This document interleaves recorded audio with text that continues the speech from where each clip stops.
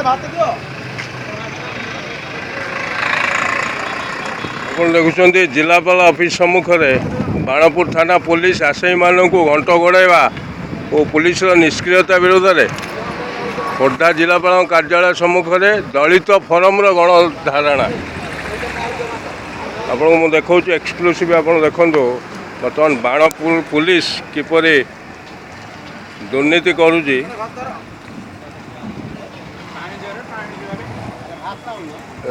ଜିଲ୍ଲାପାଳଙ୍କ କାର୍ଯ୍ୟାଳୟ ଖୋର୍ଦ୍ଧା ଆପଣ ଦେଖୁଛନ୍ତି ସବୁ ସଂଘର ଭାଇମାନେ ବସୁଛନ୍ତି।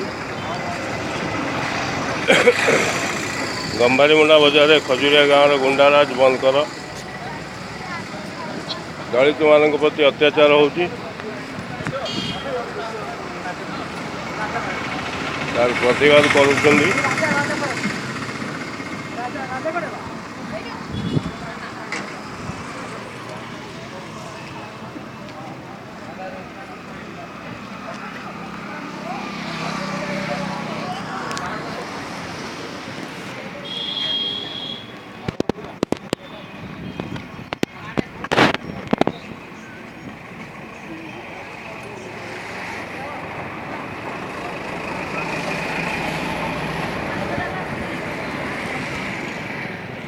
ଗୋଟେ ଆଇନ ଶୃଙ୍ଖଳା ପୁରା ବିପର୍ଯ୍ୟସ୍ତ ଅଛି, ଯାହା ଜଣାପଡ଼ୁଛି ବର୍ତ୍ତମାନ ଏଇ ଗଣଧାରଣାରୁ।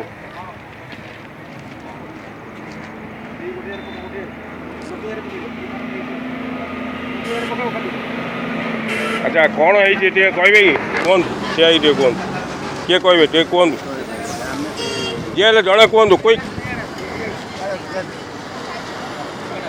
ହଁ କୁହନ୍ତୁ, ଟିକେ କୁହନ୍ତୁ ଆଜ୍ଞା, କୁହନ୍ତୁ, ଭିଡ଼ିଓଟା ରେକର୍ଡ଼ିଂ ହେଉଛି, କୁହନ୍ତୁ କୁଇକ୍। ପରେ କଥା ହେବା। କ'ଣ ହେଇଛି ଆପଣଙ୍କର ଏଇ ଯେଉଁ ବାଣପୁରରେ ପୁଲିସ କ'ଣ କରିଛି? ହଁ ଠିକ୍।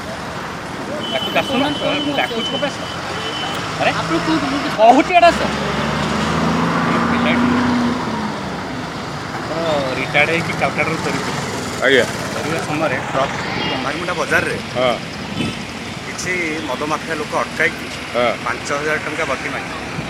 ଆଚ୍ଛା ବଟି ଦେଲେ, 5,000 ଟଙ୍କା ଦେଲେ ଆମେ ଗାଡ଼ି ଛାଡ଼ି ଗାଁ ତାଙ୍କ ପାଖରେ 3 କିଲୋମିଟର, 1.5 କିଲୋମିଟର ଇଏ କହିଲେ ମୋ ଘର ପାଖ, କାହିଁକି ବଟି ଦେଲି?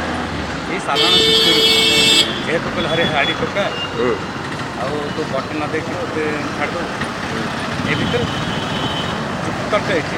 ଆଚ୍ଛା, ପୁଲିସର ଭୂମିକା ଏଇଠି କ'ଣ? ପୋଲିସ ସେମାନେ ଏ ଜାଗାକୁ ମାରାତ୍ମକ ଆକ୍ରମଣ କରିଛନ୍ତି। ତାର ସବୁ ବିଭିନ୍ନ ପ୍ରକାର ମାନେ ଲଙ୍ଗଳା କରିବାକୁ। ଆପଣଙ୍କ ନାଁଟା କ'ଣ? ରଥୀନ୍ଦ୍ର ନାୟକ। ରତୀନ୍ଦ୍ର ନାୟକ। ପୁରା ଡିଟେଲ୍ ଆଡ୍ରେସ୍ କୁହନ୍ତୁ। ରଥୀନ୍ଦ୍ର ନାୟକ। ପିତାଙ୍କ ନାଁ, ଘର, ଥାନା? ଥାନା ବାଣପୁର, ପୋଷ୍ଟ ରାମମୋହନ। ଆଚ୍ଛା, ତାପରେ କ'ଣ ଆପଣ ଅଭିଯୋଗ କଲେ ପୁଲିସରେ? ନାଇଁ, ଅଭିଯୋଗ କରିବା ପାଇଁ ଗଲା ସମୟରେ ସେ ମୋତେ ଗାଡ଼ି ଦେଲେ, କହିଲେ କି ତୁ ତୋ ଗାଡ଼ି ପ୍ଲେଟ୍ ହେଇକି ଆମ ନାଁରେ ତୁ କମ୍ପ୍ଲେନ୍ କରାଯାଉଛି। ଆଜି ଯାଏଁ ଆମ ନାଁରେ କେହି କହିନାହାନ୍ତି। ଆମେ ଏଠି ଗୁଣ୍ଡା ମସ୍ତାନି କରୁଛୁ, ଆମେ ହେଉଛୁ ଗୋଟେ ଗୁଣ୍ଡା। ସେ କାଳିଆ ରାଉତ ମୋତେ ଏଇଭଳିଆ କହିଲା କି ମୁଁ ଗୋଟେ ଗୁଣ୍ଡା, ତୁ ମୋ ନାଁରେ ଯିବୁ କମ୍ପ୍ଲେନ୍ କରିବାକୁ। ତାପରେ ତାଙ୍କେ 10-12 ଜଣ ଘେରି ହେଇକି ମୋତେ ଗଲେ ଗଞ୍ଜି ଖୋଲେ, ଭୁଲ ମାଗେ, ଇଏ କର ସେ କର।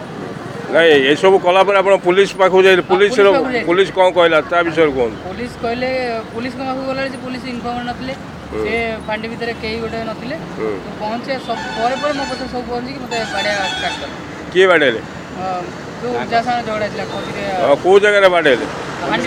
ହାଣ୍ଡି ଭିତରେ ବାଡ଼େଇଲେ? ପୁଲିସ ଦେଖିଛି? ହଁ, ପୁଲିସ ଛିଡ଼ାଇଥିଲେ ପୁରା, ପୁଲିସ ନକରିକି ବାଡ଼େଇଲେ।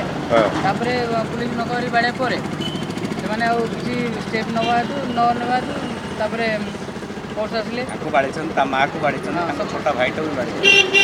କଥା ଶୁଣିଲେନି ତ। ଆଚ୍ଛା, ଠିକ୍ ଅଛି। ଆପଣ ଶୁଣୁଥିଲେ ବର୍ତ୍ତମାନ କିପରି ପୁଲିସ ସମ୍ମୁଖରେ ଅତ୍ୟାଚାର ହେଉଥିଲା ଦଳିତମାନଙ୍କ ଉପରେ, ଏଇସବୁ ଘଟଣା। ଆଚ୍ଛା, ଏଇସବୁ ଘଟଣା ପ୍ରତି ମୁଖ୍ୟମନ୍ତ୍ରୀଙ୍କୁ କ'ଣ ମେସେଜ ଦେବେ?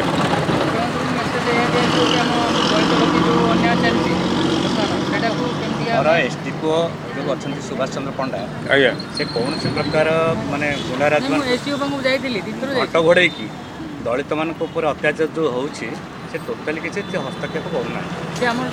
ତେଣୁ ସୁଭାଷ ଚନ୍ଦ୍ର ପଣ୍ଡା ବ୍ୟକ୍ତିକୁ କାର୍ଯ୍ୟକ୍ଷେତ୍ରରେ ନିୟମିତ କରାଯାଉ, ଯେତେବେଳେ ଜାତୀୟାଣ ମନୋଭାବଟା ତାଙ୍କ ଭିତରେ ରହିଛି।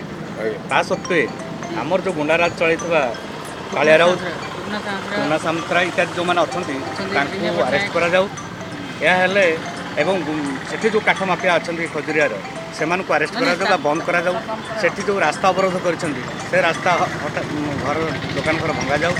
ଏହା କଲେ ଆମ ଦାବି ପୂରଣ। ଠିକ୍ ଅଛି, ଥ୍ୟାଙ୍କ ୟୁ, ଧନ୍ୟବାଦ। ଆଜ୍ଞା।